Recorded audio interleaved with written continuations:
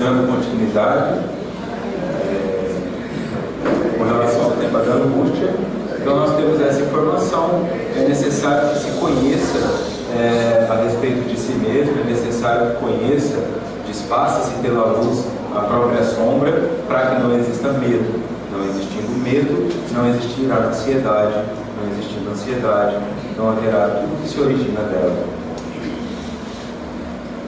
Autodescobrimento na apresentação.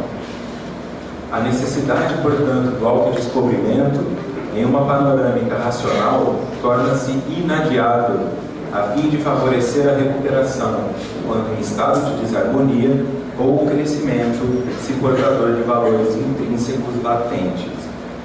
Isso é Joana falando, não é o Victor. Tá? Se você então acredita que a linha de pensamento de Divaldo e de Joana fazem algum sentido, então torna-se inadiável. É uma panorâmica racional, portanto, você vai ter que entender como você funciona pela razão. Não assim, porque Deus quis, eu sou nervoso porque eu sou descendente de espanhol, eu como muito porque eu sou descendente de italiano. Isso não responde. Você vai ter que buscar porque você, Jorge, Maria, Pedro, Suzana, faz isso. Apesar da sua ascendência, apesar de tudo isso. Porque existe um ser humano, existe um espírito que ultrapassa qualquer fronteira geográfica, etnia ou estereótipo. E isso se torna inadiável conhecer. Para que você favoreça a sua recuperação, caso esteja em desarmonia, com alguma doença ou com algum desconforto, ou aumente o seu crescimento, caso existam valores dentro de você que estão aí adormecidos.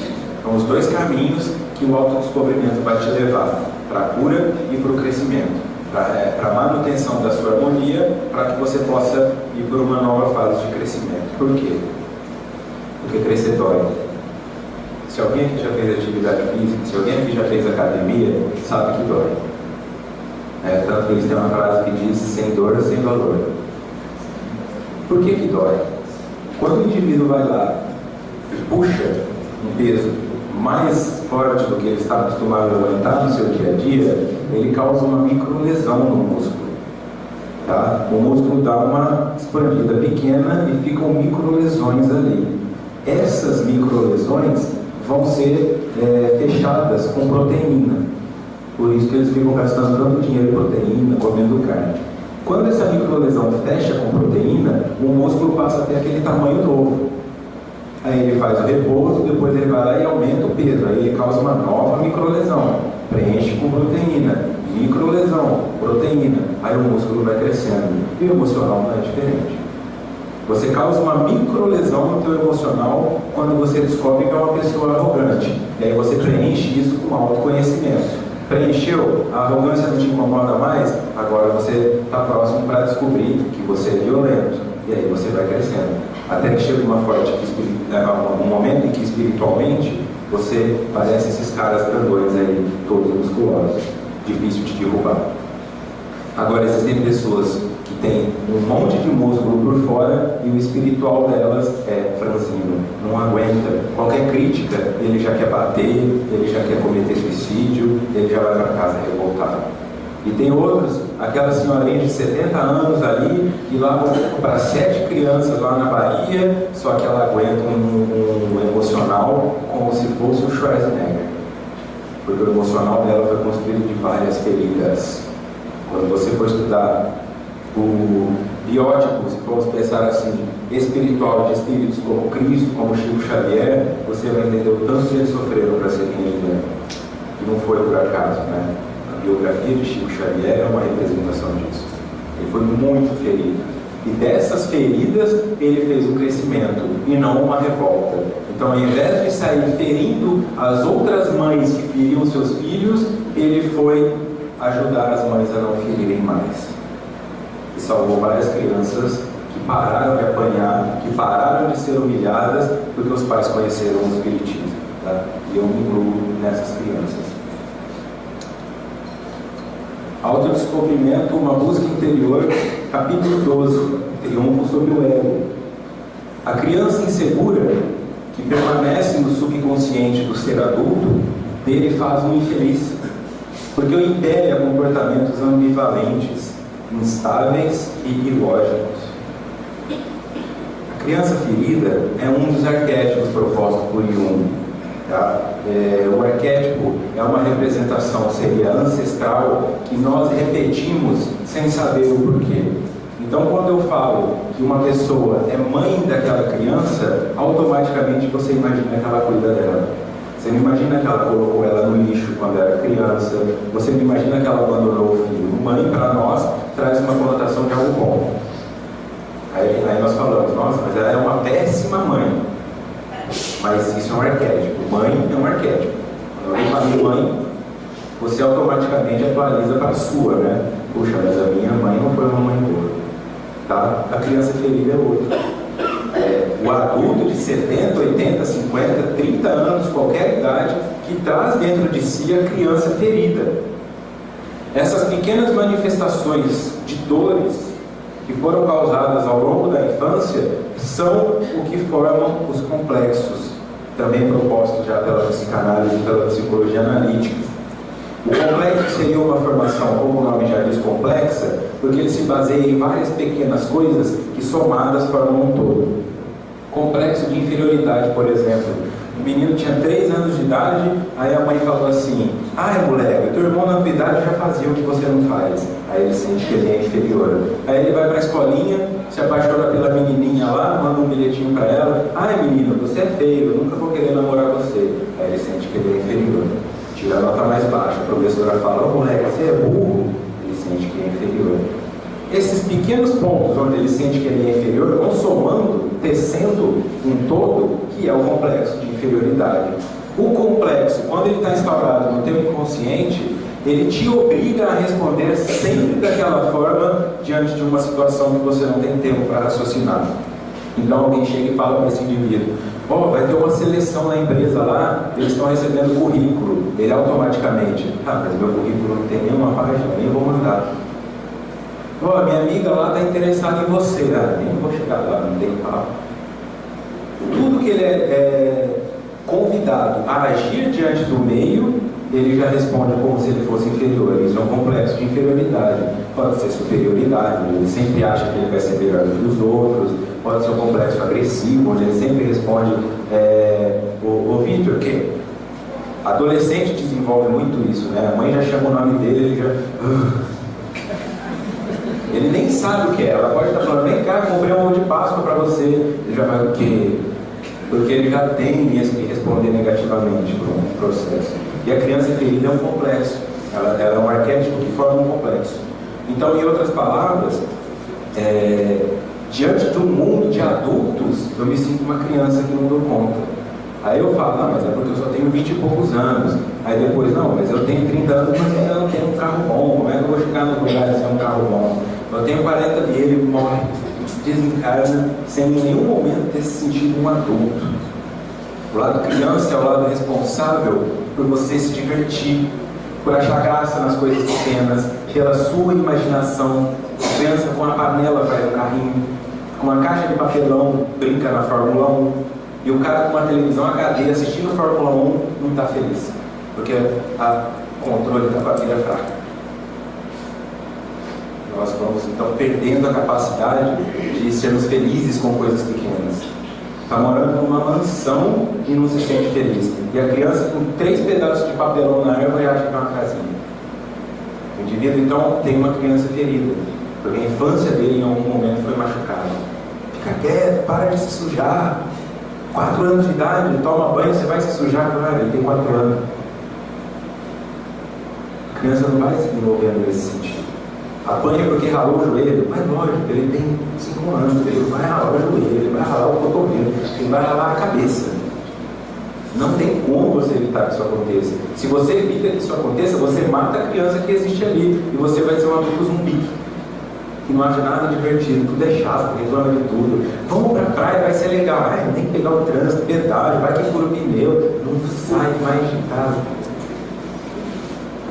Mora do lado de um parque, não faz uma caminhada. Mora à beira da praia, não põe o pé na água. porque perdeu a capacidade de se divertir com o que tem e de criar uma mesmice. Que nós estávamos conversando ontem também, né? Às vezes a pessoa precisa ir para fora para descobrir o que tem dentro. Tem que ir para uma praia lá do Nordeste para descobrir que tem uma praia aqui perto de casa. Descobre que a areia e a água é a mesma coisa em qualquer lugar. A criança ferida, isso aqui também é parte do meu livro. A criança ferida torna-se o adulto que vê o elogio como pena, a sedução como abuso e as críticas como adagas inflamadas. Sente-se a piada nos sorrisos alheios e a pedra no tropeço de quem ama. Dói ser adulto quando o carinho parece surra e quando o sussurro se torna uma ameaça. Porque era aquela criança que a mãe chegava falando assim: "Ô meu filho, na hora que chegar em casa eu vou te matar." Mas para os outros é a mãe do ano. Abraça ele e na orelha dele joga um dardo. É um indivíduo que não desenvolve intimidade, não consegue ser carinhoso. Tem filho que nunca viu o pai beijando, abraçando a mãe. Não entende isso. Tem casal que o cara tem dificuldade de andar de mão dada, ele sente vergonha, assim, né? Não, peraí. Por quê? Porque não desenvolveu intimidade. Então eu vou entrar nessa situação aqui, ó. Vê o elogio como pena. Alguém fala: "Poxa, muito legal o seu trabalho." Está falando isso para o dono, porque ninguém mais faz. É o que a mãe fazia, é o que o pai fazia. A sedução como abuso. Então a mulher se veste, para pensar nessas mulheres, ela se veste, coloca uma roupa, coloca um decote, fica 1 hora se maquiando, mais 1h30 se vestindo, mais 1 hora tendo certeza que aquela é a maquiagem e o vestido certo, sai de casa, aí um cara olha para ele e fala: "Você é muito bonita." "Pô, seu tarado." Como assim? O que você estava buscando com aquilo? É ser notado, tornar agradável a sua presença. Aquele indivíduo manifestou isso desse jeito, mas ela não tem reconhecimento daquilo, porque vê isso como um abuso. Esse cara tá olhando o que você está mostrando. Ele achou bonito. E se tivesse achado feio? Esse é o ponto. Isso já é um indício de uma criança ferida. E as críticas como adagas inflamadas. Não é uma crítica construtiva: "Tá errado, faz desse jeito, poxa, melhor." Como eu usei a palestra de ontem, a palestra que foi gravada ontem, ela foi elaborada um pouco melhor, baseada nas críticas que eu recebi na primeira. Mas eu não podia ser intransigente de falar: "Vou fazer a mesma." Não, eu entendi que realmente tinham pontos positivos nas críticas. Mas o indivíduo que traz a criança ferida é aquele adulto que, quando criticam ele sofre, ele melindra, ele vai embora. Ele vai embora. Como se a hora que eu falei aquele momento assim, quando eu entrar no salão, entre silêncio, entre meditação, por respeito a quem vem aqui, prepara a música, já tem gente que pode ter querido ir embora. Porque machuca o indivíduo que traz essa criança ferida. E não é culpa dele. Isso é uma resposta inconsciente automática, porque é designada por um complexo. Chandra Lacombe é um ser extremamente importante para mim, porque foi meu guru de Zen Budismo em uma fase que eu ainda não era espírita, e ele me ensinou muitas coisas, e além disso tudo ele é músico, ele faz músicas sensacionais. Nessa música do álbum Oráculo Musical, a música se chama Incompreensível Presente, e ele traz a seguinte letra: "Te dispo de todas as crenças, mostrando a arrogância que ainda há, sofrendo, mas com consciência, curando a criança até resgatar o amor guardado na essência." Te dispo de todas as crenças. Esquece tudo aquilo que você acredita, inclusive a religião, porque a religião é uma criação humana. Entenda-se como espírito, que é o que está guardado lá na essência. E aí vai aparecer a sua arrogância. Porque quando eu tiro de você as suas crenças, você se torna arrogante. Porque descobre que aquilo que você acreditava foi criado pelo outro. E você? Isso é o que torna muitas pessoas temerosas a vir aqui fazer palestra. Não tem conteúdo. Ou como nós estávamos conversando no começo, dá aquele desespero que o Data Show falhou, porque você esqueceu o papel, e você vê aqueles palestrantes que chegam assim, e falam sem papel nenhum, 1h30, 2 horas, porque eles têm segurança na própria história. você acha que aí com 20, 30, 40 anos de idade você não tem material para falar 50 minutos? Você tem material para falar outros 40 anos. Mas basta que você se desfaça dessas crenças, de que você não pode, que você não vai dar conta. Aí vai aparecer, bom, você pode, você dá conta. E aí, por que você não vai lá? Falar para 10 pessoas? Falar para 5 pessoas? Falar para essas pessoas que eu vejo todo dia? E aí começa a aparecer quem é o indivíduo. Sofrer com consciência.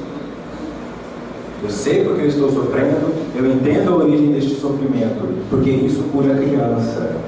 Se a tua criança é ferida, você só vai conseguir conversar com ela pela ferida.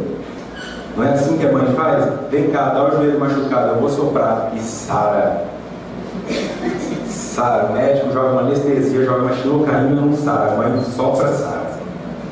Até a mãe soprando o prato parece que esfria mais rápido, né? Por que acontece isso aí? Porque ela se contata, ela se conecta com a dor da criança. Aquele joelho ralado não está doendo tanto, mas o medo de saber que ele é frágil é que dói. E aí a mãe faz o papel de mostrar, pode se machucar à vontade, que eu sou procura. Ele perde o medo da vida, né?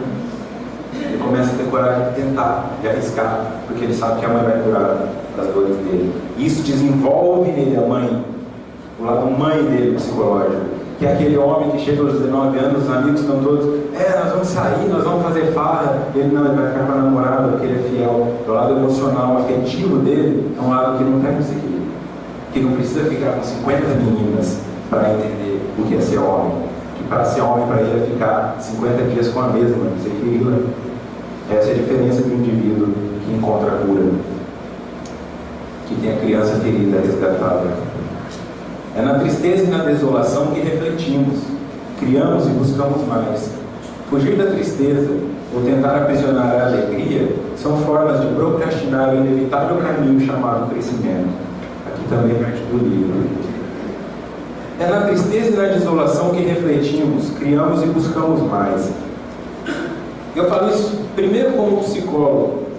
Eu não ainda vi, tá certo que eu tenho só 8 anos de formado, mas eu ainda não vi um cliente que chegasse em mim e falasse, eu vim aqui porque eu estou feliz. Eu preciso fazer terapia porque eu estou feliz. E eu quero entender por que eu estou feliz para que esse processo se mantenha. Porque aprendendo como eu estou assim, é mais fácil estar assim de novo. Não. É o desespero. Eu tentei suicídio ontem, me cura. Você ficou 20 anos para ter coragem desse suicídio. Ninguém vai te curar em uma sessão. Ninguém vai te ajudar com isso. Tua ansiedade, tua insônia não vai desaparecer com um mês de terapia. Tem que entender isso com calma, tá? Porque é tudo isso aqui, ó, é a tristeza e a desolação, ou seja, quando você perde aquilo que tinha, que te faz buscar ajuda e refletir. E aí, nesse momento, funciona como uma cura, se você souber o que fazer. Fugir da tristeza com álcool, drogas, sexo, medicação, adrenalina. Eu estou triste com esse centro espírita, vou procurar outro. E nisso você vai tendo um monte de outras coisas. Você vai encontrar tristeza em qualquer casa espírita que você for. Você vai encontrar tristeza em qualquer igreja evangélica. Você vai encontrar tristeza até tudo em casa. Fugir disso aí, eu tentar aprisionar a alegria. Como é que eu aprisiono a alegria? O indivíduo está apaixonado pela menina. Então lá no primeiro mês de namoro foi perfeito. Foi perfeito. Só que foi perfeito porque ambos estavam ali mostrando só o que tem de bom, né? Ninguém começa no namoro mostrando o que tem de ruim. Já vestindo aquela bermuda que usa todo dia, né? Aquele vestido de ficar em casa. Você vai sempre pondo sua melhor roupa. Você vai pondo sua melhor aparência. Aí aquilo passa. O indivíduo muitas vezes continua olhando para aquela pessoa como a pessoa responsável por trazer aquela tristeza, aquela alegria. E por isso você tem pessoas que estão assim, eu estou há 10 anos nesse casamento e eu sou infeliz, mas eu não sei por quê. Eu sei por quê, porque você ainda acha que aquilo vai ser repetido. Você está tentando manter aquela sensação de alegria, mantendo quem te trouxe ela perto. E não é assim. É o que faz uma mulher que apanha do marido aceitar a surra. Ele me bateu uma vez, mas lá atrás ele foi carinhoso, então eu acho que ele vai voltar a ser carinhoso. E ela acaba lá no Cidade Alerta, no Brasil hoje. Não chega a ver outros dias. Então, a mãe que pega o filho, sente legal a infância dele, quer aprender aquela alegria, ele se torna adolescente, não deixa sair com ninguém, não deixa fazer nada, porque não quer que ele cresça. Porque se ele crescer, ele tira aquela alegria que ela tinha dele. E vai ter 2, 3, 4 filhos. E tem filho 15 anos depois do primeiro filho. Ah, vamos ter um filho de novo? Não é porque quer ter um filho de novo, porque quer ter aquela sensação de novo. Em alguns casos é só isso. Eu quero ter um outro filho. Não, ela quer de novo a sensação de segurar no braço. Ela não está pensando naquele ser. Ela está pensando no benefício que ela vai ter. Isso é uma forma de tentar aprisionar a alegria. É uma ilusão. Porque nessa é que a vida dá esses desalinhos. Você pode até ter outro filho, mas ele não vai ser como o primeiro. Você pode se deparar com uma síndrome já na gestação. Você pode se deparar com um rapaz com 10 anos de idade já está usando droga. Você pode se deparar com um criminoso. Você pode se deparar com um hiperativo, um autista. Você pode se deparar com uma criança melhor que o seu primeiro filho e começa a negligenciar ele. São todos esses processos, mas a base disso tudo é esse medo, né? Essa necessidade de fugir da tristeza e de aprisionar a alegria, sem entender que ambas são passageiras e têm apenas uma função momentânea, e que é a busca na insatisfação que te faz alcançar coisas novas. No livro O Ser Consciente, capítulo 37, O Homem Consciente, de Valdo e Joana. Ser consciente significa estar desperto, responsável, não arrogante, não submisso, livre de algemas, liberado do passado e do futuro. Só isso. Percebam como cada slide colocado aqui dá para montar uma palestra. Quem é palestrante sabe disso. Cada slide aqui. Se com o Evangelho você abre uma página e dá para falar 50 minutos, mas nós temos aqui que é só dar aquela pincelada para que você fique com vontade e vá buscar, né? Vamos ensinando a pescar, porque senão vai faltar peixe. Ser consciente significa estar desperto. Portanto, se eu não estou desperto, eu estou dormindo. E se eu estou dormindo, eu estou sonhando. E no sonho eu posso tudo. Essa é a base do indivíduo que fala: eu vou dar conta, eu vou fumar, eu vou ter câncer, eu vou criar meus filhos desse jeito, eles não vão ser traumatizados, filho meu não vai ser isso, filho meu não vai ser botafoguense, filho meu não vai ser gay, filho meu não vai ser nada. E fala. E vai. Porque você está dormindo. E no sonho eu posso voar, no sonho eu tenho superpoderes, e o indivíduo passa a vida achando que tem também. Carrega peso mais do que precisa, se entope de comida achando que não vai infartar, se entope de doce achando que não vai ter diabetes, e vai. Porque a realidade é outra. A realidade só existe para quem está acordado.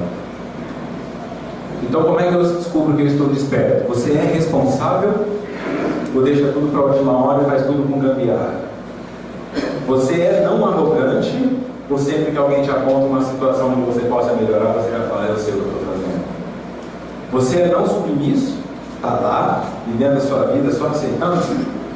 2015 ainda tem garotas de 20 anos casando, achando que tem que ficar lavando louça e roupa do marido. Totalmente submissa. E que ele pode sair com a amigo para ir tomar uma cerveja e ela tem que ficar em casa. Ou você é submisso no seu emprego. Faz tudo que manda, vai lá, você tem que mentir, vai lá, você tem que enganar, vai lá, dá um jeitinho, você vai fazendo, vai fazendo. Mas e se eu perder o emprego? Mas e se? Mas e se? O mais e se é no discurso de quem não tem fé. Porque quem tem fé fala: tá bom. Fácil chegar onde, olha, Jesus materializou aqui. Ele dá uma ordem: eu quero que todos vocês vão para suas casas, se livrem do que não te faz bem e voltem com isso como doação. Aí já tem gente que vai falar: mas será que no namoro os assessores se fingem de Jesus? Será que nós estamos manipulando? Aí chega em casa, olha para aquilo: não, mas a televisão não, né? A televisão, o que eu posso dar aqui? Isso é como nós faltamos com fé. Nós estamos falando dos apóstolos que tinham que seguir o cara assim, ó. Você vem? Vou. Para onde? Sei lá. E ainda assim, seguindo, estando ao lado, quando a coisa apertou: não conheço, não sei quem é. Nunca ouvi falar. Crucificado sozinho. Isso. Você acha que com você vai ser diferente? Na hora que você escolher fazer o caminho certo, você vai estar numa multidão? Não, você vai estar lá num desemprego, sem teu filho, sem o teu marido, na solidão, mas vai estar com a tua honra, vai estar consciente, desperte. Porque ficar no casamento, por medo do que os outros vão pensar, por medo de ficar sozinho, estar dormindo para a própria realidade. Tá? Livro Autodescobrimento, capítulo 1, do Ser Real. O despertar de si enseja a compreensão da necessidade de transmudar as energias, encaminhando-as de uma para outra área e utilizando-as de uma forma profícua, único recurso para o gozo da saúde. Uma forma profícua é uma forma que te dê lucro, né? Que te dê mais benefício do que prejuízo. Como fazer isso? Como a minha especialização é em dependência química e psiquiatria, nesses 8 anos eu tenho trabalhado em clínicas de saúde mental ou dependência química. E uma das coisas que eu jogo nas reuniões iniciais com os usuários de drogas, eles têm um pensamento: eu não dou conta de fazer nada, eu não sei fazer nada, eu nunca estudei, eu blá blá blá blá blá blá blá. Você não dá conta de fazer nada, eu não dou conta de fazer nada, cara. Você está tipo o quê então? Eu usei droga. Que droga que você usou? Eu usei maconha, eu usei cocaína, eu usei álcool, eu usei crack. Como é que você fez para usar essa droga? Levavam na tua casa? Não, tinha que ir buscar. Você acha que você não dá conta de fazer nada? Você dá conta de dobrar a tua mãe para conseguir dinheiro? Ou seja, você tem um discurso bom. Você dá conta de atravessar a cidade não parecendo que deve buscar droga, portanto você tem um controle das suas emoções. Você dá conta de comprar essa droga, chegar em casa, atravessar uma favela, que tem gente que tem medo de chegar perto para tirar foto. Você entra num barraco, pega a droga, vem para a tua casa, usa essa droga, e se você tiver com vontade de usar droga, você vai fazer isso 3 horas da manhã, você vai fazer isso com chuva, você vai fazer isso com frio, e você fala que não consegue fazer nada? Consegue, mas precisa transmudar isso encaminhando para uma outra área. E aí depois nós temos indivíduos que falam: eu sou espírita, vai na palestra hoje? Não, está chovendo, é muito cedo, não gosto desse palestrante. Você tem que enxergar o que te dá a cura como se você fosse uma pessoa doente. Porque se você tivesse desenvolvido um câncer e alguém falasse assim: tem um oncologista atendendo de graça e ele cura o câncer, mas você tem que andar 100 km a pé, tem gente que viu. Por que você não consegue andar 5 quarteirões para vir de uma casa espírita buscar a tua cura? Só pode ser porque você não acha que está doente o suficiente. Por que você não se envolve aqui para ajudar? Só pode ser porque você acha que é inútil para isso, então não precisa. Precisa de todos vocês envolvidos. Na evangelização, na doutrinação, na gerência, na administração, na divulgação. Tem gente que tem preguiça até de compartilhar as coisas no site, por exemplo, das casas no Facebook. Não, mas começa a se envolver, porque nós estamos doentes. E o Espiritismo é a cura. Ele não me cura, mas ele me mostra como fazer. E se eu não quero fazer isso, é porque eu não me sinto doente. Então, o primeiro ponto: não se diga cristão, porque Cristo disse que veio para os doentes, porque os são não precisam de cura. Então, quebra os paradoxos que existem dentro da sua mente, comece a buscar, como se fosse sempre o último dia. Você vai ver a diferença que isso vai fazer na sua vida. Transpira essa capacidade que você tem de ficar horas no computador, essa capacidade que você tem de negociar com seus clientes. Vai brincar com seu filho, vai ler um livro diferente, vai convencer as pessoas a pelo menos lerem o livro dos Espíritos ou alguma coisa, Violetas na Janela, alguma coisa desse jeito. Mas vá. No livro Homem Integral, capítulo 5, Solidão. O homem solitário é alguém que se receia encontrar, que evita descobrir-se, conhecer-se, assim ocultando a sua identidade na aparência de infeliz, de incompreendido e abandonado. Esse é o homem solitário. E quando eu falo solitário, não é o cara que mora sozinho na casinha, não. É o cara que está lá com a família dele em volta, mas ele olha para aqueles filhos e não entende o que está acontecendo, ele olha para aquele esposa e não entende o que está acontecendo, e ele não entende o que está acontecendo. Ele senta na mesa, almoça, põe o prato na pia, vai para o quarto dele, faz as coisas dele e não se envolve naquilo. Tá? É alguém que receia se encontrar, que evita descobrir-se, conhecer-se. Porque como eu só posso tirar os focos de sombra através de luz, e se eu não tenho luz eu preciso do outro, é óbvio que o solitário morre de medo que o outro mostre quem ele é. Se você se relaciona, se você sai da tua casa e vem para um lugar como esse, ou para qualquer outro lugar que tem outras pessoas, você já volta modificado.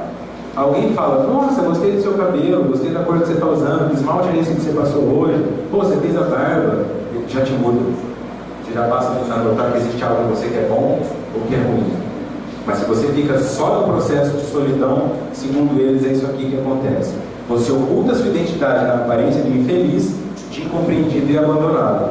E está lá na Bíblia que uma orientação divina, que quando você for fazer jejum, não pareça doente, porque os outros não precisam saber que você está fazendo jejum. Tem alguns que falam assim, eu estou numa dificuldade, faz 12 horas e 27 minutos que eu parei com o cigarro. Estou limpo há 2 anos e 7 meses.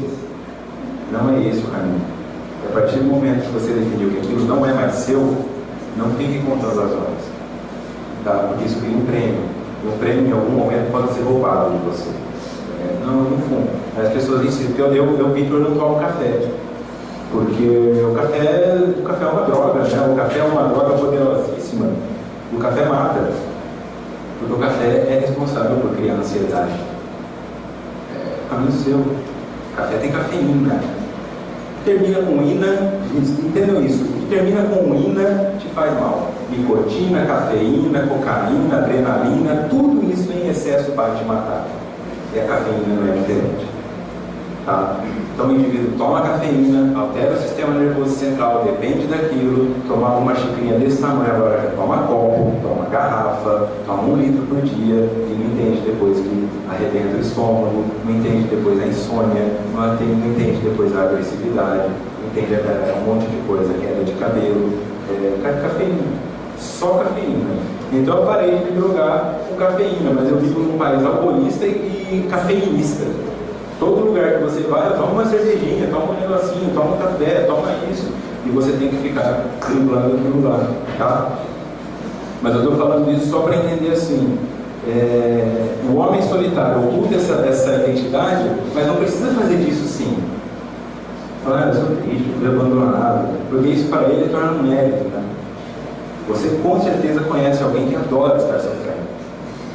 Compete doença. Meu filho teve um câncer. Você tem que ver o boneco. Compete doença. Você tem que ver eu outro dia. Eu fico competindo doença, gente. Por que ele está fazendo isso? Porque se sente solitário, né? Porque quer que alguém fale, puxa, você está pior que eu.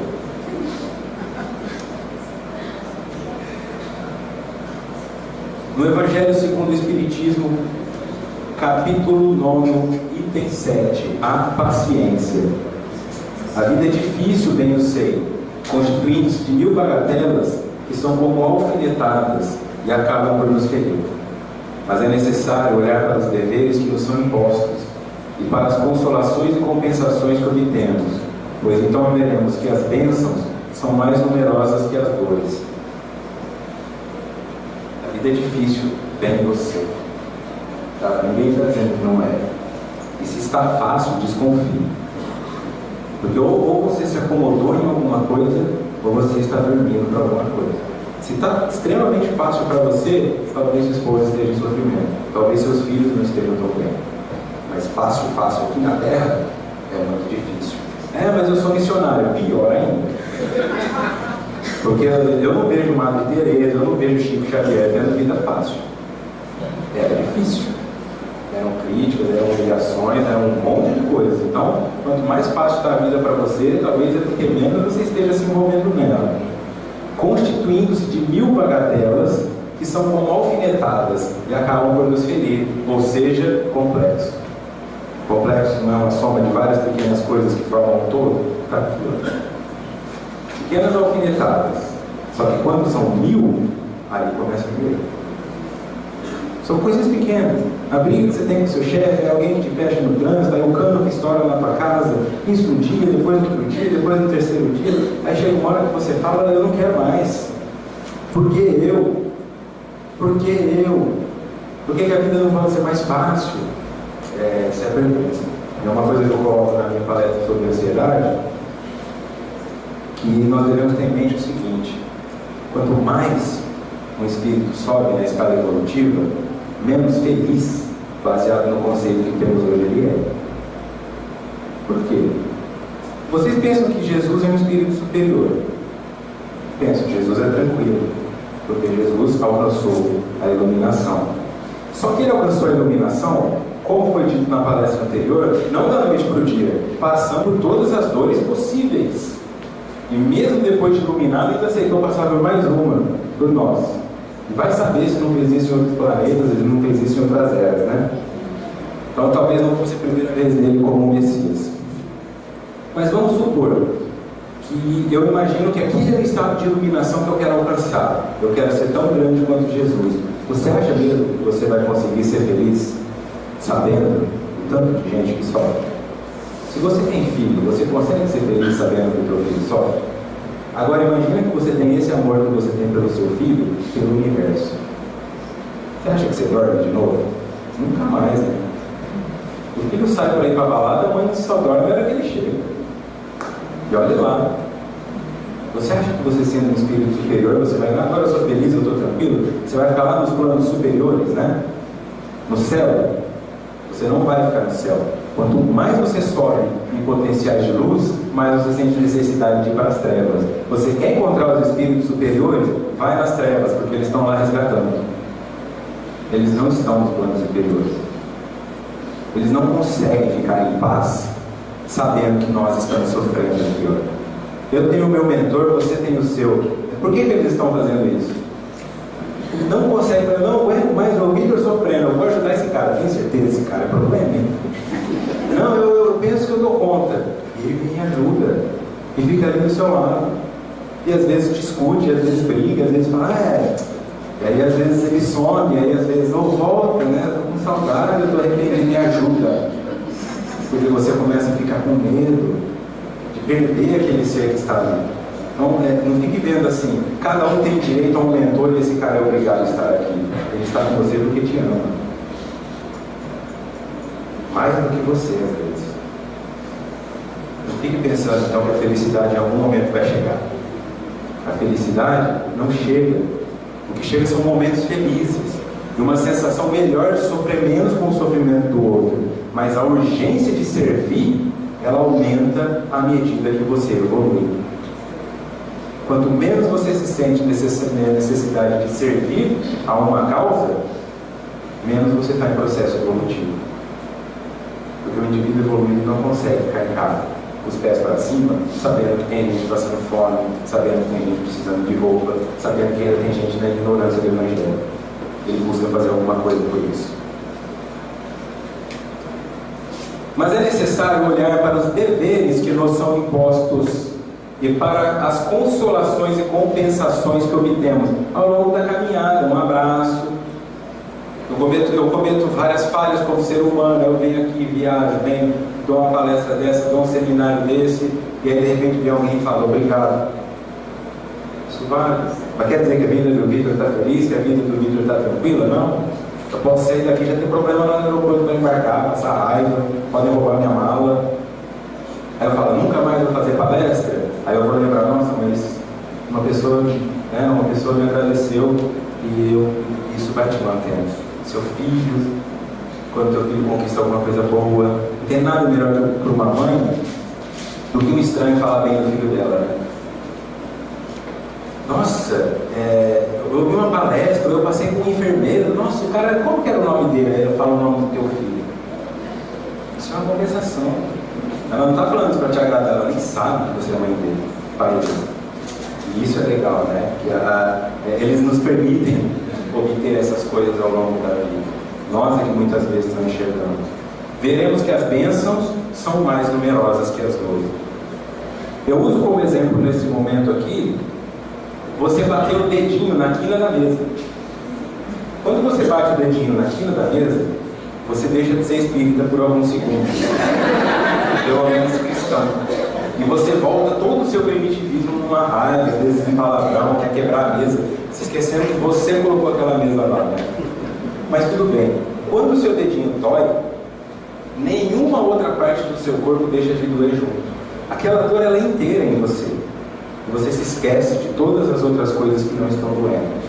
Aí você começa a ter uma dor no ombro esquerdo. Ah, meu ombro esquerdo. Por que o meu ombro esquerdo? E isso você esquece o direito. É a mesma coisa que uma mãe que tem um filho de droga faz com o filho que usa droga, faz com o filho que não usa. Bom, o filho que não usa não precisa de mim, eu vou cuidar do que precisa. Aí o que não precisa adoece. Porque todo mundo precisa. Mas ele está bem. Ah, mas o meu ombro esquerdo está ruim, eu vou tratar dele. Trata do direito enquanto ele ainda está bom, porque ele não fica ruim. Começa a perceber o quanto de coisas do teu corpo não estão doentes, ao invés de ficar pensando só nas que estão. Ah, mas eu tenho uma depressão, mas não tem esquizofrenia. É, mas eu sou bipolar, mas você enxerga, você tem visão. E aí? Qual que é o limite para você falar, eu estou bem, eu sou feliz, ou eu sou doente? Em algum nível todos somos. A sugestão aqui é que se faça essa análise crítica, e toda vez que você fizer essa análise crítica, você vai chegar à conclusão que você é mais feliz do que triste. Que você tem mais do que não tem. E isso é inevitável de perceber. Novamente, uma outra música do Chandra, chamada Novo Amanhã. Do mesmo álbum, Oráculo Musical.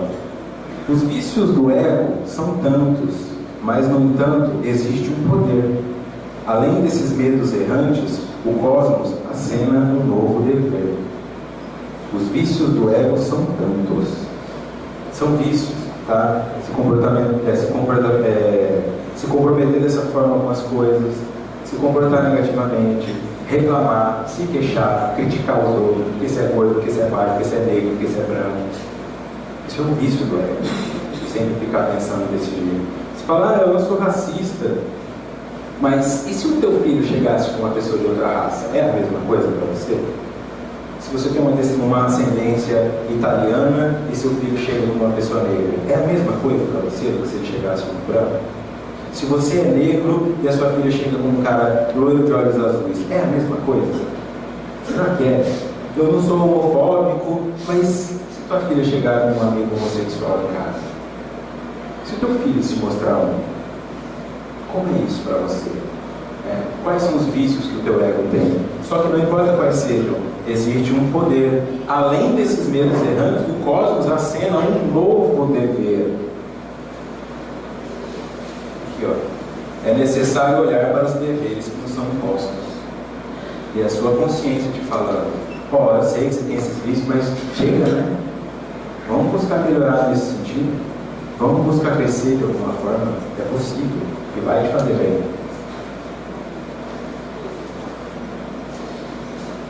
Evangelho segundo o Espiritismo, capítulo 17. O dever. Já que estamos falando disso, na ordem dos sentimentos, o dever é muito difícil de ser cumprido, porque se encontra em antagonismo com as seduções do interesse do coração. Suas vitórias não têm testemunhas e suas derrotas não sofrem repressão. Voltando a falar dessa parte de organização da casa espírita, quando você vê um palestrante aqui em cima, um almoço que vocês façam, vocês entram em contato com o almoço. E aí vocês criticam aquilo. Só que vocês não entraram em contato com a insônia de quem estava preparando aquilo, porque demoraram para entregar o arroz, porque não deu certo a compra, porque choveu e caiu água não sei aonde, porque o cano estourou.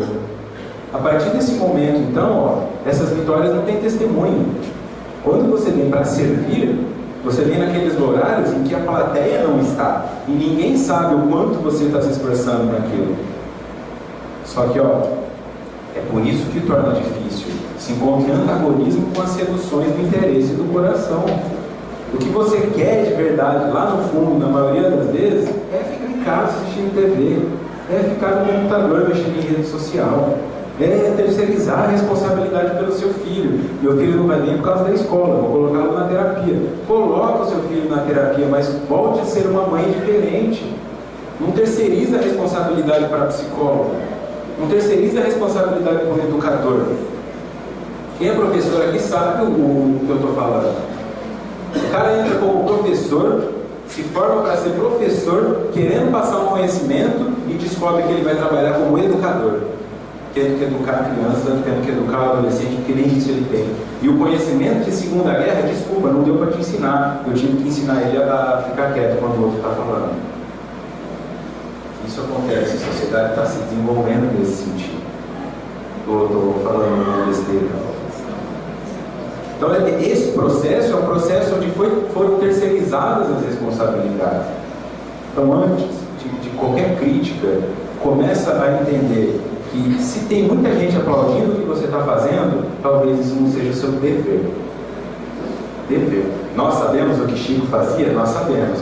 Mas o que ele conversava entre duas paredes, às vezes, com as pessoas, nós não sabemos. Esse era o dever. Ou você acha que era só gente beijando a mão dele? Você acha que não tinha gente que pedia as coisas e era que ele falava, eu não posso te dar, ficava agressivo? Ou pegava as coisas, conquistava as coisas dele, virava as costas e saía falando mal. Nossa, mas você viu como ele está velho? Você viu como ele está... Porque esse é o dever. Tá? Esse é o ponto, se identificar com as questões onde você precisa dever. E aí entra uma questão que precisa ser trabalhada, ou não. A dificuldade de falar não. Por que o indivíduo tem dificuldade de falar não? Porque ele tem dificuldade de ouvir não. Se tem uma coisa que eu não faço conscientemente com o outro, é aquilo que me causa dor. Então eu penso assim, quando alguém fala não para mim, dói tanto que eu jamais vou falar não para alguém. O indivíduo vai entrar no seguinte processo. Eu tenho lá pessoas que cobram coisas de mim, tá? Vamos pegar só 3. Eu tenho uma mãe, um pai e um emprego. Aí a minha mãe me pede uma coisa, mas eu não tenho condições de fazer aquilo naquela hora, não é uma vontade. Ela fala, pode fazer isso para mim? Aí eu falo, sim. O sim fica para ela, o não fica para mim. Aí meu pai vem e me pede outra coisa, eu faço a mesma coisa. O sim fica para ele, o não fica para mim. E aí o meu emprego exige uma coisa, o sim fica para o emprego e o não fica para mim. Ao final do dia, eu vou dormir com 3 não. Se você achava que dói dar um pro outro, como é dormir com 3? Como é dormir com 21 por semana? Como é ter 200 nas últimas 10 semanas? Que é isso que você está fazendo com você. Tá? Um não para minha mãe não vai matá-la. E quando eu dou esse não para minha mãe, eu estou dando um sim para mim. Não é só não, tirar o não de mim, é me dar um sim. Eu saio do -1 para o +1, não tem 0. Agora, ao invés de ficar no -3, eu vou dormir mais 3. São 6 de diferença. Isso ao longo de uma existência é a diferença entre um câncer, entre um AVC, entre uma fibromialgia. Porque você deu não para quem tinha que dar. Está lá, dá a César o que é de César, é Deus o que é de Deus. Repita, são leis, faça isso com você também. Dê ao Paulo o que é de Paulo. Se a tua esposa Sônia quer uma coisa que você não pode dar, o que ela vai ter é o não. O não é da Sônia, o sim é do Paulo. Fica com o sim e dá o não para a Sônia. Senão você vai adoecer. E não pense que essas pessoas para quem você deu o sim são poupanças em que você investiu para depois sacar. Mãe, lembra que eu fiz tal coisa? Não. Elas vão falar, já gastei. Você vai ficar com não. Aí o indivíduo se revolta. Onde ele adoece, se separa da família, briga com o irmão, comete suicídio, entra em depressão, porque ficou com mais não do que sim. Esse é o processo. Para que você consiga vencer a tua dificuldade de falar não, você vai ter que vencer a dificuldade de ouvir. Comece então treinando, já que você tem dificuldade do outro te fale não, comece falando você. Quando o teu interesse do coração falar, fica em casa, você fala, não, vou fazer meia hora de caminhada. Come esse bolinho aqui, não, vou comer uma barra de cereal integral. Isso é falar não, para você. Você vai ver que ao invés de te machucar, vai melhorar a tua condição física, vai melhorar o teu corpo. Aí você vai entender que o não também pode ser saudável. Aí você vai começar a servir para os outros também. Porque o filho vai chiar, o filho vai fazer vida, mas isso vai fazer dele um homem melhor do que faria uma criança cheia de sims. E no primeiro não da sociedade, pega uma arma e atira na cabeça de alguém que queria que ele tenha. Evangelho segundo o Espiritismo, capítulo 5. Quantos tormentos, pelo contrário, consegue evitar aquele que sabe contentar-se com o que possui? que vê sem inveja o que não lhe pertence, que não procura parecer mais do que é. Está sempre rico, pois se olha para baixo em vez de olhar para cima de si mesmo, vê sempre os que possuem menos do que ele. E não é só o outro, não, é você. Olha lá, o senhor está com quantos anos aí? 50? Lembra quando você tinha 15? Olha o tanto que você conquistou de lá para cá. Pô, mas eu estou na mesma casa, nem reformar ela eu consegui, mas você tem um neto correndo para lá e para cá. Isso é seu. Você deu origem a isso. Por sinal, você tem 50 anos. Tem gente que nasce na gestação, tem gente que morre na gestação, tem gente que morre com 1 ano de idade, com 2, com 3, com 4, com 5. O corpo humano é tão frágil que se você cair na sarjeta e bater a cabeça, você desencarna. E você vivendo num mundo que os caras dirigem de moto de qualquer jeito, de carro de qualquer jeito, cai hélice de helicóptero na cara dos outros, você chegou a 50 anos. Uma bactéria, um mosquito podia te matar, não te matou, você está com 50 anos. Isso não é motivo para agradecer? Olha o tanto que é difícil ficar vivo. E nós estamos aqui, adultos, vivos. Eu vou fazer essa comparação então. Eu me contento com o que eu tenho e paro de ficar olhando para cima. Porque ao olhar para cima, eu ignoro o caminho que quem está lá teve que traçar. E aí eu falo, Senhor, eu quero ter a habilidade que Jesus teve. Ele fala, tem certeza? Tenho. Manda um monte de problema para você. Senhor, eu quero que o Senhor tire os problemas de mim, mas nem de Jesus eu tirei, e ele pediu. Não pediu para afastar dele aquele cálice? Não. Como é que vai tirar de você? Esse sentimento de tomar de volta, de ter medo, de pedir e depois não saber o que fazer, é o que faz a pessoa estar dormindo, não desperta, e portanto ainda coberta no véu da ignorância. Quando você se descobre, você percebe, eu não quero estar no lugar de mais ninguém, eu quero estar no meu, porque faz tempo que eu não estou no meu, ou estou no futuro na minha ansiedade, ou estou na depressão no meu passado, mas faz tempo que eu não estou no aqui agora. Eu não olho mais para minha esposa, eu não sei se ela cortou o cabelo, se ela não cortou o cabelo, eu não sei se ela está com uma roupa nova, eu não olho nem para o meu guarda-roupa, enquanto aquela bermuda velha estiver servindo, você vai usando ela. E esse é o processo de uma pessoa que está desligada até com o próprio passado. Imagina com os outros, né? Então olha para o que você tinha lá atrás e perceba que você venceu muitas coisas que o teu adolescente queria. Dê um crédito para você também. Sai da tua criança, acolha o teu adolescente. Entenda que hoje você dirige um carro que é seu. Você conquistou isso, ou você tem uma casa que é sua, ou tem uma pessoa que escolheu casar com você. Isso é muito grandioso. Porque tem pessoas cometendo suicídio por todas essas coisas. Porque não tem um carro, porque não tem namorada, porque não tem família. Se encontre, né? Se encontre com o teu atual momento. Pare de se comparar com o outro. E a única comparação sugerida para você é com o seu ontem. Se compara com o teu ontem e você vai entender o quanto você é feliz. Livro Autodescobrimento, Interação Espírito-Matéria. De imediato, apresenta-se a necessidade de levar em conta a escala de valores existenciais, a fim de discernir quais aqueles que merecem primazia e os que são secundários. Pronto, eu fiz essa comparação, eu observei o que eu preciso. Como é que eu faço então para modificar? Isso aqui, ó. Você vai levar em conta a escala de valores existenciais, não materiais. O que é importante para um espírito? Não sei. Estuda 5 obras de Kardec que você vai descobrir. Estuda, não é para ler. Estuda. 1 ano em cada livro ali, ó. Aí você vai entender quais são os valores existenciais. Pronto, eu sei o que é importante para um espírito. Das que eu tenho hoje, quais são as que eu dou conta de fazer primeiro? E aí você deixa as segundas para lá. E vai fazer aquilo. Eu preciso trabalhar a minha arrogância? Eu preciso trabalhar o amor ao próximo? Tudo bem, como é que eu faço isso? Servindo sopa? Parando de reclamar do meu vizinho? Qualquer que seja o teu momento. Você vai identificar isso. Mas primeiro, você tem que discernir quais merecem ser resolvidas agora e quais podem ser deixadas para depois. Mas o indivíduo gasta a vida pensando, eu preciso comprar aquele carro, eu preciso de uma casa na praia. Esses são os valores dele. E isso não é um valor existencial, é um valor material. Já indo para o encerramento, para ter esse tempo das palavras até, das respostas, caso hajam perguntas, eu tenho uma palestra e ela não tem lugar nenhum. Ela se chama Humanizando Jesus. Eu acho que tem só o áudio dela. Humanizando Jesus. E nessa palestra eu trago essa questão de transformar Jesus em humano, porque muitos se esqueceram desse lado dele.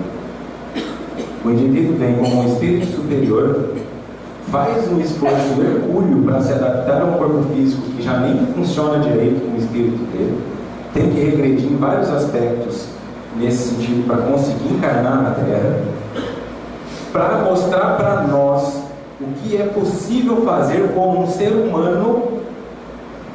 E aí o indivíduo faz o quê? Transforma ele em uma divindade. Ele veio aqui para mostrar o que o espírito pode fazer como um humano. E algumas pessoas só ficam enxergando ele como um espírito. Não, mas Jesus tinha superpoder. Jesus não sentia dor. Jesus dominava a meditação. Todas as coisas que o ser humano também pode fazer. Ele veio humanizado. Só que o que acontece? Quando eu humanizo uma figura dessa, eu coloco ele aqui ao meu lado. Eu me obrigo a ter que fazer o que ele fazia. Ele até disse, né? Vocês também expulsarão demônios. Quer dizer, vocês vão fazer tudo o que eu faço. E mais? Está lá, são as palavras dele. Mas eu falo, não, mas se você falar isso, você me compromete. Porque eu sou obrigado a descobrir como. Então eu vou subir o Senhor aqui no altar, ó. Eu vou deixar o Senhor lá em cima e falar, ó Jesus, carrega os meus pecados. Não. Jesus não morreu pelos seus pecados, pelos nossos pecados, no sentido de eu morro para que os teus pecados sejam limpos. Ele morreu pelo nosso pecado porque o nosso pecado era ignorância, era arrogância, era agressividade. Isso matou Jesus. Se nós não tivéssemos pecado, ele não teria morrido, porque nós teríamos entendido quem ele era. Só que o indivíduo pensa, bom, é só jogar nas costas de Jesus que ele carrega. Só que Jesus é o Espírito superior e ele sabe falar não. Quando você tentar jogar nas costas dele, ele vai falar, a César quer de César, a César quer de César infinitamente, porque ele é sublime, ele não vai ter alteração no comportamento. Ele não vai ficar com dó da senhora e de mim. Ele vai te tratar com o mesmo amor que ele tem por todos. E o não, muitas vezes, é amor. O sentimento que ele fez, então, todo mundo estava esperando que ele começasse a soltar raios, saísse voando daquela cruz. O que ele falou para todo mundo? Não, vou morrer. Vou desencarnar aqui na frente de vocês e deixar em vocês um sentimento de será que isso era certo? E depois ele volta como espírito. Aí ele fala, agora eu acredito em Jesus. Ele precisou voltar como espírito para acreditar nele 3 dias depois, porque ele, como humano, ninguém quis ser crucificado junto, ninguém se jogou na frente para impedir a crucificação, ninguém advogou por ele. E eu? O que eu estou fazendo? Eu me digo cristão? Cristão significa seguir Cristo. Se você quer seguir Cristo, você vai ter que colocar os seus pés onde ele pisou. Vai seguindo as pegadas dele. O pé dele está aqui, você coloca. E aí você vai ver tudo que ele viu. Quando você levantar a tua cabeça, pesada já do fardo, você vai olhar pessoas te apontando, rindo de você, cuspindo em você, criticando o que você está fazendo, ridicularizando sua crença e ainda falando, além de te dar uma cruz para carregar, você ainda vai ter que carregar ela na subida, porque o Calvário não era descida. E essa é a dificuldade de ser cristão. Se você quer facilidade, aplausos e todas as pessoas te acolhendo e estar no centro das atenções, você não é cristão. Se você não liga para nada disso e está aqui só para ver uma palestrinha ou outra, então comece a estudar Pôncio Pilatos, porque ele faz mais sentido para a forma de pensar, a forma de lavar as mãos e deixar que o outro se responsabilize. Cada um de vocês é responsável por essa casa espírita e indiretamente por todas as outras que existem na cidade e as futuras que ainda virão. Todos vocês que querem ser cristãos têm que entender essa questão aqui, ó. Esse é o penúltimo slide já. Como não podem preencher espaços ocupados, faz-se imperioso substituir cada impulso perturbador por um sentimento enobrecido, ampliando a área de compreensão da vida. Substituir esse impulso que você tem para ir comer porcaria, transforma ele no impulso de atividade física. Esse impulso que você tem de ficar em casa, transforma ele para vir aqui ajudar de alguma forma, ou ajudar no orfanato, ajudar numa creche. A vida não se baseia numa casa espírita. A casa espírita seria o quartel-general onde você reagrupa suas forças para ir lutar na batalha que está lá fora, de sofrimento, de dor e do outro, que vai fazer a tua parecer bem menor. João 12:27. Agora o meu coração está angustiado, e o que direi? Pai, salva-me desta hora. Mas foi precisamente para essa hora que eu vim. Não peça para Deus tirar de você aquilo que você lutou tanto para conquistar. Essa dor, essa doença, essa família, esse desconforto. Isso é a tua cura. Carrega a sua cruz, vai para o Calvário, sangra na dificuldade, mas em momento algum perca a fé no que você acredita. Porque é isso que vai fazer alguma diferença. E para que você saiba no que você acredita, você tem que se conhecer. E para se conhecer, é preciso coragem e fé. Essas são as palavras que eu deixo momentaneamente. Espero um dia poder retornar a ter contato com vocês. Mas sigam o caminho de Cristo.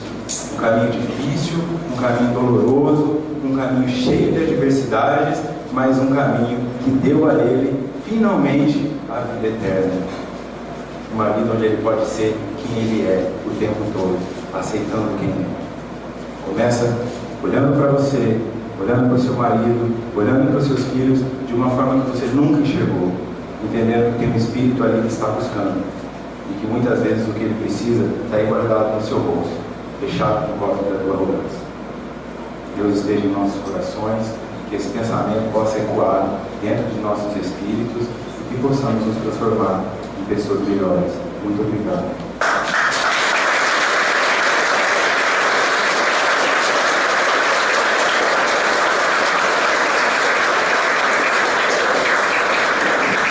Nós, mais uma vez, agradecemos ao Rito, por nos presentear com esse momento maravilhoso. Então, nós vamos dar a sequência das perguntas. Alguém na plateia gostaria de perguntar alguma coisa? Ninguém? Então, eu vou aí com o microfone para você fazer a pergunta. Só um minutinho.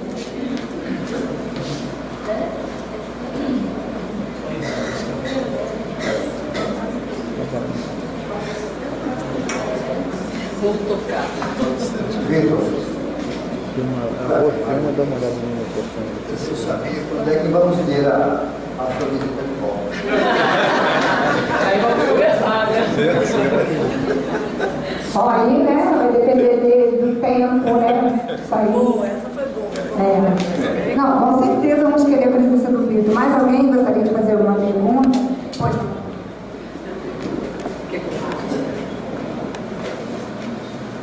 Agora, no final, você deu o paliativo. Não queira perder sua dor, não queira perder isso, não queira perder aquilo. Então, a gente chega à conclusão que a dor, tudo que a gente conquistou, é para o nosso bem, é para a nossa evolução. Então, eu estava aqui preocupada. Ai, meu Deus, eu preciso mudar, eu preciso fazer isso, eu preciso fazer aquilo. Mas eu cheguei à conclusão de que tudo que eu tenho de dor, de família difícil, de filho difícil, é o meu aprendizado, é o meu caminho. Agora, no final, eu entendi isso. Muito obrigada. É a cura, no sentido de... Existe uma doença, que agora eu não me recordo o nome dela, onde a pessoa perde a capacidade de sentir dor. Tá? Teve até um adolescente que nasceu com essa doença, e aí quando ele ia para a escola, os amigos brincavam de jogar tijolo nele, de jogar pedra nele, porque ele não sentia dor em nada. E só que isso não implica que ele não sofria as agressões. Então os ossos foram quebrados e calcificaram de forma torta. Esse indivíduo ficou torto. O indivíduo sem dor é um indivíduo torto. Porque quando o teu rim começa a doer, ele está te avisando: se eu não doer, eu vou parar. Todos os nossos órgãos primeiro falam conosco antes de parar de funcionar. Muitas vezes nós aqui não ouvimos. E isso se refere também na parte emocional. Seu filho está usando droga, está envolvido com criminalidade, tem um comportamento rebelde. Isso na verdade é só um sintoma de um órgão maior que é a sua família.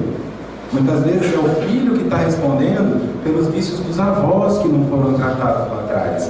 Ele não é só um doente que caiu na família, ele é um membro da família que somatiza a doença do âmbito familiar.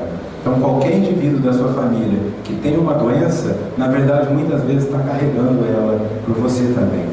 Como uma forma de que, já que esses 4 precisam trabalhar os vícios deles, vamos colocá-los todos juntos e um só carrega o fardo, porque os outros 3 vão ajudar. Mas a mãe, ao invés de perceber que ela também é viciada em chocolate, em novela, em cafeína, vai lá e interna o filho e não trata os próprios vícios, porque entende que ele é um problema.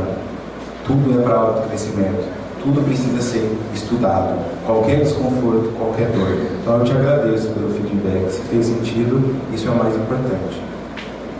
Alguém mais?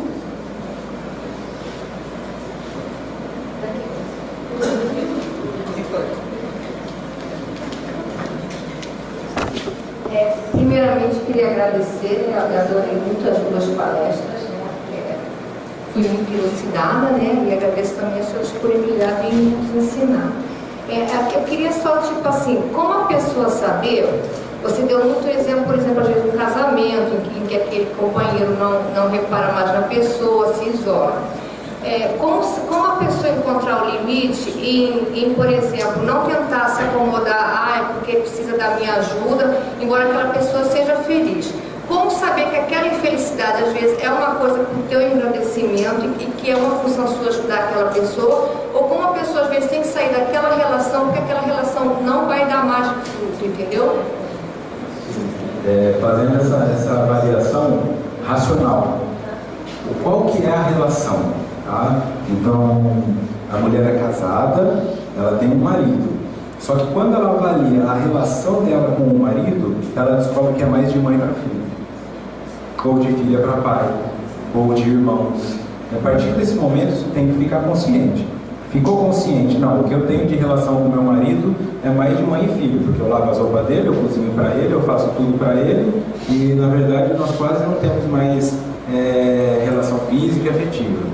Se para a pessoa estiver tudo bem ficar nessa função, agora se ela falar, não, eu preciso de um marido que faça o papel de homem, aí ela vai ter que propor a mudança, porque talvez essa criança que o marido está se tornando possa vir a ser esse homem, já que ela já ama aquele indivíduo, ou então ela vai ter que lidar talvez com o término daquilo, que pode ser em um nível real, separação através do divórcio, ou no nível simbólico. Bom, já que é isso mesmo, então eu não vou mais ter expectativa disso com relação a ele e vou continuar sendo essa mãe.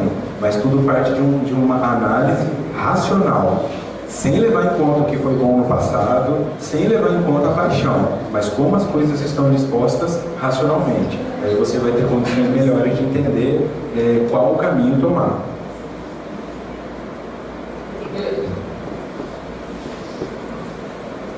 Bom, Vitor, obrigado pelos seus esclarecimentos aí. E eu tenho uma dúvida seguinte, quando você lida com uma pessoa, essa pessoa é muito complicada, muito difícil, isso quer dizer no trabalho, na sua vida pessoal, um parente, alguma coisa. Uma vez eu ouvi dizer assim, não, a pessoa está no tempo dela. Às vezes você tenta, você ajuda, você vai ajudar essa pessoa, ou vai deixar ela chegar no tempo dela, para ela melhorar. Entendeu? Essa é a minha dúvida, assim, porque eu já ouvi dizer isso aqui, não, esquece porque ela está no tempo dela, até usar uma palavra meio chula, né? Esse cara é isso, então deixa ele para lá, esquece ele, toca a sua vida. Então, onde é que a gente entra nisso aí? Eu tenho que ajudar, tenho que esquecer, como é que funciona isso aí? Se você puder nos ajudar. Primeiro eu faço uma indicação, uma palestra do Dr. Luiz Carlos Barros Costa, que ela fala como lidar com pessoas difíceis, palestra espírita. E um outro ponto, tem uma frase muito comum, né, um clichê na língua portuguesa, que é os incomodados que se mudem. E aí as pessoas referem assim, os incomodados que se mudem geograficamente, né? Ela está me incomodando, é só eu sair de perto dela. Aí ela não me incomoda mais. Só que na verdade essa frase significa os incomodados que se mudem, para que o outro não incomode mais. À medida que eu mudo quem eu sou e com isso a minha resignação e a minha percepção do outro aumenta, aí aquele indivíduo que era um adulto que me perturbava passa a ser uma criança que não sabe o que está fazendo. Aí me incomoda menos. eu consigo ficar lá. Até o meu jeito de lidar com aquilo vai sendo outro. Mas você tem sempre a opção de esperar, dar o tempo. A sugestão nunca é impor a mudança, até porque eu não tenho como saber se a mudança é correta. Será que tudo isso aqui, daqui 500 anos, vão descobrir? Não é nada disso. Será que o que você vai falar para esse indivíduo é realmente verdade? E um ponto que eu coloco, aquele indivíduo, por exemplo, que tinha uma obesidade, 130 quilos. E por conta dessa obesidade, ele já desenvolveu um complexo de inferioridade e tal, então ele não se relacionava com ninguém efetivamente, não tinha namorado, nunca namorou. Aí alguém olha para ele, ele vai buscar terapia, porque ele está com problemas no conflito com a mãe dele. E aí o psicólogo olha e fala, não, mas esse cara precisa emagrecer. Eu preciso ajudar esse cara a emagrecer, porque ele vai ser feliz. Aí o psicólogo começa a trabalhar que esse cara consiga emagrecer. E esse cara emagrece, esse cara vai para a academia, vai fazer atividade física, desenvolve um corpo melhor, começa a ser notado mais pelas mulheres, e aí gosta daquilo, e depois de 6 meses está com HIV. Será que aquela obesidade não estava protegendo ele de uma promiscuidade sexual? Eu tenho sempre que tomar muito cuidado, né? Que a alteração que eu quero causar no outro pode matá-lo, pode feri-lo letalmente. E que aquele outro, na verdade, tem que servir para me causar essa mudança até um ponto em que esse outro não me incomode mais. E isso é difícil. E isso faz de mim uma pessoa difícil. Porque o outro que é difícil faz eu perceber o quanto eu sou difícil de mudar também. É o comportamento mais comum esse que você está trazendo. Em todo lugar parece que tem alguém. Se você entra no elevador, tem uma pessoa difícil. Se você vai na padaria, tem uma pessoa difícil. E esse questionamento é o que a maioria faz. Então eu sugiro assistir essa palestra no YouTube, Dr. Luiz Carlos Barros Costa, e esse pensamento de tentar ver o que dá para mudar em si mesmo. O resto que não der, talvez o outro, observando a tua mudança, comece a... O que você fez, né? Eu também quero. Aí funciona um pouco mais. Mas uma intervenção direta pode ter um resultado que te agrada, mas que depois acaba por destruir esse indivíduo. Ô Vitor, então na verdade, acho que o outro não nos incomoda. Nós é que temos as dificuldades de aceitar, seria isso? Sim. Porque eu começo a ver o outro com um monte de dificuldades, né? Ele é assim, ou ele é assado, mas na verdade eu que tenho as minhas dificuldades e não consigo vê-lo, né, como o espírito que ele é, com a dificuldade dele, no que ele precisa passar para a evolução dele. Não é isso? Seria assim, na verdade? Principalmente se a pessoa tiver algum poder. Se for seu chefe, né, o seu líder, aí fica mais difícil ainda, porque você depende de conviver com aquela pessoa para ter uma relação positiva. Mas independente desse cara ser o executivo da General Motors, você tem que enxergar que é uma criança birrenta e tratá-la assim, né? Que tipo de amiguinho uma criança birrenta queria ter? E aí você tenta se aproximar dele através desse diálogo. Pode funcionar um pouco melhor, não é uma fórmula também, mas é exatamente isso. Pode repetir o nome da palestra? A palestra do Dr. Luiz Carlos Barros é como lidar com pessoas difíceis. Luiz Carlos com Z.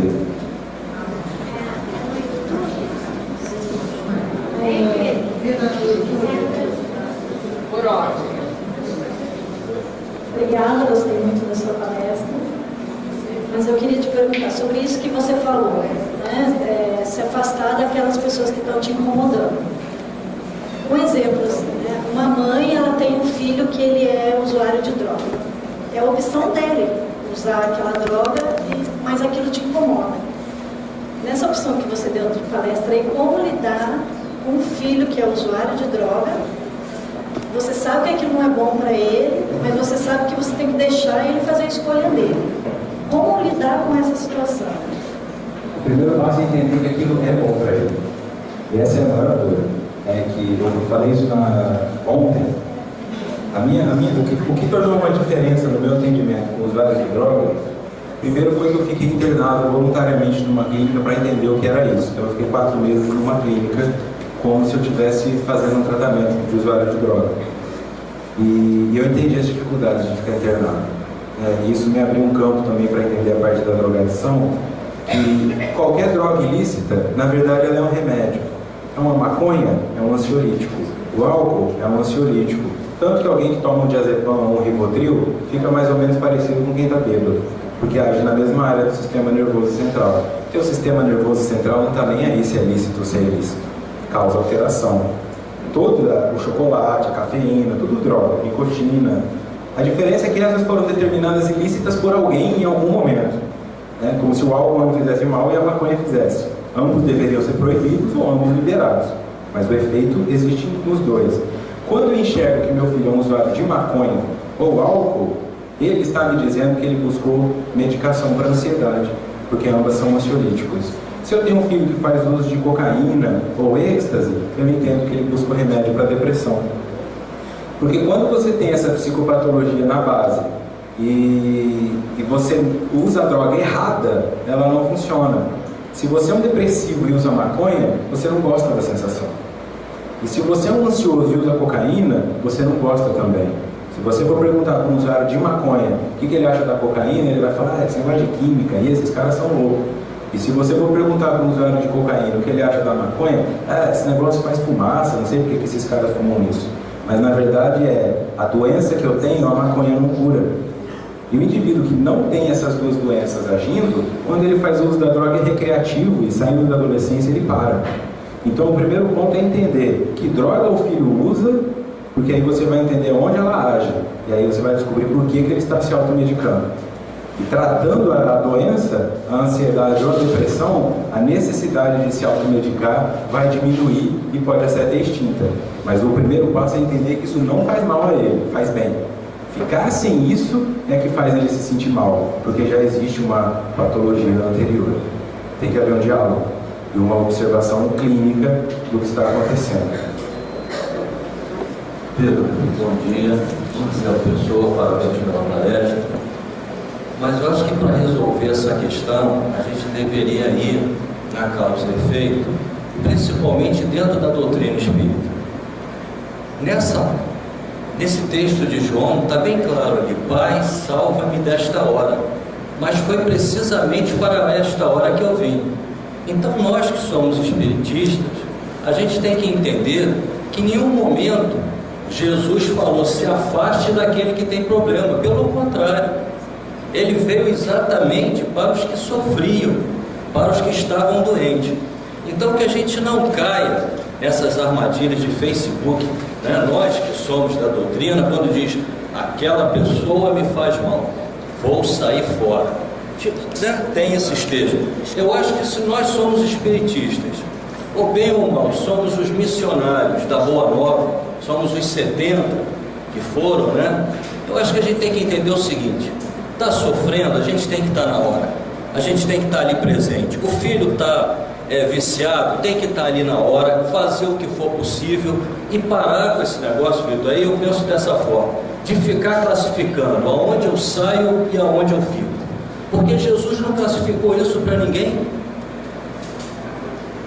Então essa eu acho que seria a forma de pensar de nós que estamos engateando na doutrina espírita. Se a gente começar a separar o que eu vivo e o que eu não fico, eu acho que aí começa a se tornar difícil a nossa evangelização.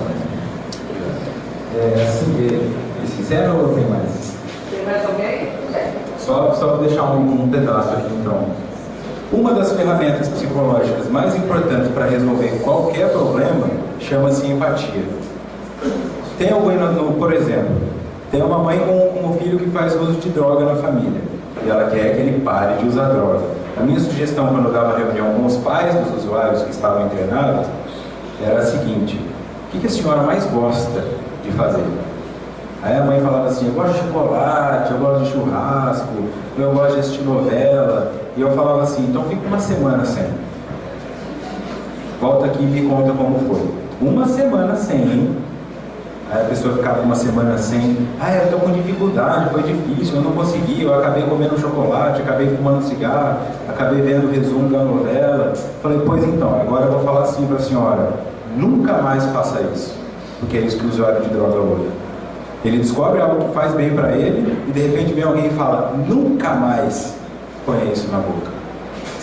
Para que você fale isso para um ser humano, você vai ter que escolher algo de que você depende e nunca mais pôr na boca. Corta o seu café amanhã, corta a sua cerveja amanhã, corta o que você faz amanhã e vê quanto tempo você aguenta sem isso. Aí você vai desenvolver empatia pela dor que o outro está sentindo. Aí as mães começavam a mentir. Não, faz 10 dias que eu não como chocolate. Aí o marido entregava. Aí, ó, seu filho também mentia que tinha parado de usar droga. Porque apesar de tudo isso, somos seres humanos. Se alguém tem um indivíduo viciado na família, é porque o vício é familiar. Pode buscar que você também tem um. A diferença é que o teu é aceito socialmente. Se amanhã proibirem de vender chocolate no mundo, você vai ver um tanto de gente precisando ser internada. Bom dia, muito obrigada pela sua palestra, para mim está sendo muito importante nesse momento da minha vida. E eu queria falar um pouquinho da primeira fase, que você falou sobre a pessoa que tem dificuldade em mudanças. Com mudanças, né? Eu estou apertando aqui. Que tem dificuldade com mudanças. E falou da cesariana. Engraçado que eu comecei a notar isso na minha filha, de 5 anos. Toda vez que ela muda de escola, eu sou professora, então eu sempre levo para ela nas 3 escolas que eu estou dando aula. E ela fica doente, entendeu? Sempre tem algum problema muito sério, vai parar mesmo no hospital, ali primeiro com problema alérgico, enfim. Eu falei, me toquei, falei, realmente, alguma coisa tem a ver com o parto cesariana. Eu tive o parto cesariana dela, tive pressão alta e tive que correr para fazer a cesariana. Eu queria normal, mas não deu. E eu vi que ela tem essa dificuldade. Como você acha que deveria tratar isso agora? É possível tratar isso agora, mas também tem um ponto em que ela vai passar por várias mudanças ainda na vida dela, né? Ela ainda vai passar por outros nascimentos. Tenta transformar todos os próximos em partos normais. Senta com ela, prepara, ouve a opinião dela, explica que você também está com medo de dar aula numa escola nova, mostra para ela que isso é normal, une ela para ir junto com você nessa vitória. Vamos lá, eu também estou com medo, eu também tenho medo de não conseguir. Humaniza aquela situação e aí as duas vão ter um parto normal. É diferente, fica menos traumático, porque ela sente que ela é ouvida. Como você quer que seja feito? Você quer ir devagar? Você quer que a mamãe fique com você? Você quer que... E aí você dá um direito dela nascer no tempo dela, né? E também dá um direito a si mesma, porque se você muda de escolas, também gera em você uma ansiedade, né? Também gera um medo de um emprego novo. Isso, então continuando nesse processo de que os próximos nascimentos dela sejam nascimentos em partos normais, assim, né? Onde a mãe esteja lá, tenha um contato direto, porque o bebê que nasce da cesárea, às vezes a mãe está meio dopada, não está lá, né? Tem aquele sentimento, está com dor, ou está anestesiada, está com medo de não voltar ao movimento das pernas, tem todo um processo envolvido. Não aquela mãe que teve um parto normal que já está com adrenalina, já está com a ocitocina lá no topo e pega aquela criança, né? Porque o parto normal, ele libera a ocitocina. E a ocitocina é o hormônio responsável pelo amor. Quando o indivíduo se apaixona pelo outro, aquela sensação, eu te amo para sempre, isso é a ocitocina sendo liberada no cérebro. E o parto normal faz isso.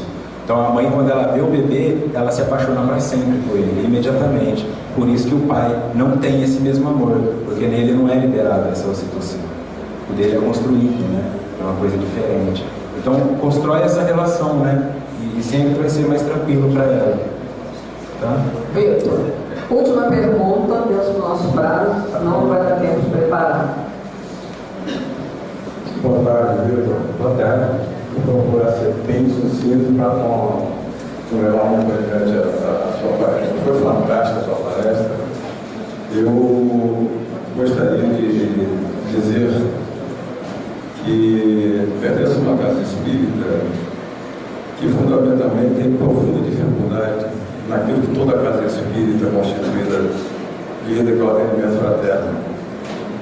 Hoje, infelizmente, a nossa cidade, que está com aproximadamente 140 mil habitantes, começa a conviver com essa situação que ficava muito encoberta.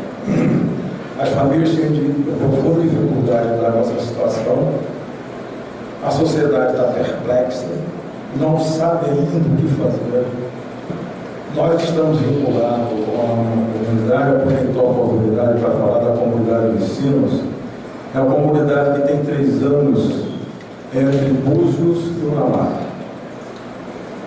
Constituída e fundada por um pastor protestante.